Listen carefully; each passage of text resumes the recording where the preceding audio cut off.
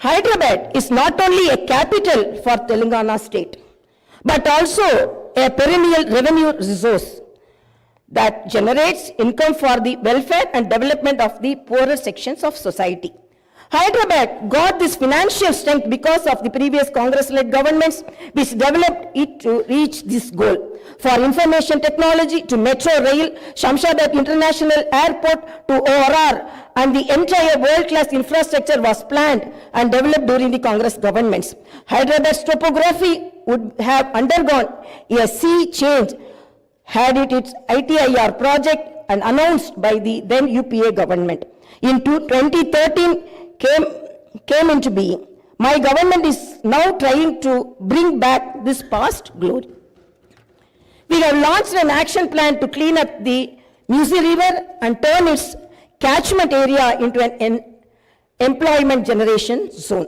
Our government's aim is to develop the city in all directions. My government is committed to decentralizing of development in Telangana state. The government is planning to divide the state into 3 zones, with Hyderabad as the center. One zone in Hyderabad city, which is inside the outer ring road, and the second zone in the area between the ORR and the proposed regional ring road, and the third zone is outside the regional ring road. Our government will prepare plans accordingly. Owing to the bad governance of the previous government, the power utilities are in deep financial crisis with a staggering debt of rupees 81,516 crore. They have incurred losses of rupees 50,275 crore. Similarly, the Civil Supplies Corporation has rupees 56,000 crore as debt and rupees 11,000 crore as losses. Each and every department has incurred huge debts.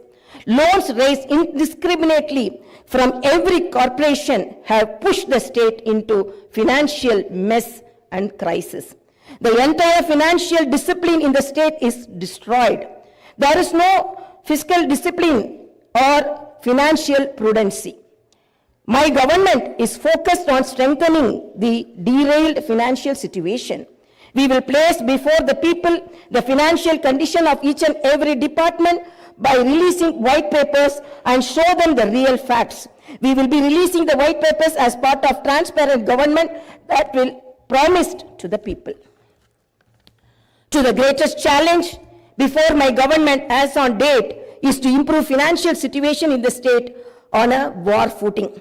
We are on the job to identify lacunae that took place in the financial management where wasteful expenditure is indulged in and where financial irregularities took place. Without putting a financial burden on the people, we want to bring in financial prudence and offer governance and welfare to the people. This is our government's aim and goal. In the last 9.5 years, all the institutions have been destroyed. The institutions and organizations that should work democratically have been unfortunately degraded to serve individuals. We will not augur well in a democracy where institutions indulge in individual worship. My government has decided to change this trend and situation. We will restore the core values of the legislature and executive. We have no qualm about talking constructive criticism from the opposition parties. Our government will not discriminate with regard to development. In my government, legislatures from any party can seek help and cooperation for the development of their assembly constituencies. We will usher in transparency in governance and administration. The secretariat will not be mere decorative symbol. We will respect the constitutional institutions. This is not a feudal rule. We will instill confidence in people that this is real democracy. Our government will render justice to all those sections that were subjected to discrimination and oppression. The government will stand by them. We will take into consideration all sections of people, farmers, students, employees, the poor, SC, ST, BC, minorities, retired employees, martyrs' families, people who took part in separate Telangana state Telangana statehood movement, workers, etc.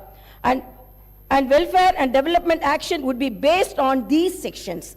The action plan with regard to the job calendar will be in tune with promises made.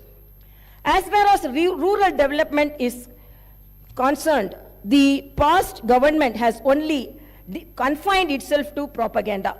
The previous government made the elected representatives of the local bodies nominal without any power or value. It had not paid the bills for the works that they had completed and putting them to severe debts. We have seen some of these local body representatives committing suicides. We will set the situation right. The government will take each village as a unit and plan accordingly for the development. If a farmer has some money in his pocket, the village will prosper. A farmer is key to the development of a village and its progress. My government's main aim is to strengthen farmer economically, thereby making each and every village prosperous. Local body representatives will be given their due respect. We remember the wisdom of the father of the Indian Constitution, Dr. Baba Saheb Ambedkar. Democracy is not merely a form of government. It is essentially an attitude of respect and reverence towards fellow men. My government believes in more action and fewer words. You will see this change in these days, months and years to come. I wish to conclude my speech with the two famous lines from the legendary poet and the freedom fighter, Sri Dasharathy Garu. Aa challani samutra garbam dachina bada balana mento aa nallani aakashamlo కానరాని భాస్కరలెంతరో. It's okay.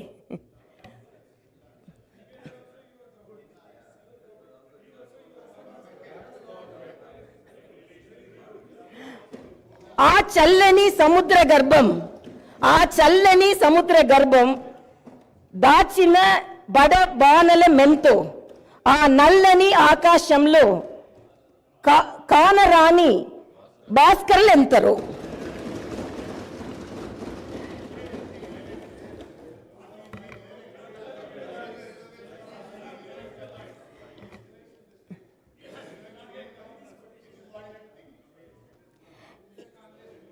In this context, let us remember and pay our tributes to all the martyrs, fighters, and unsung heroes of Telangana and dedicate ourselves for the all-round development of Telangana state.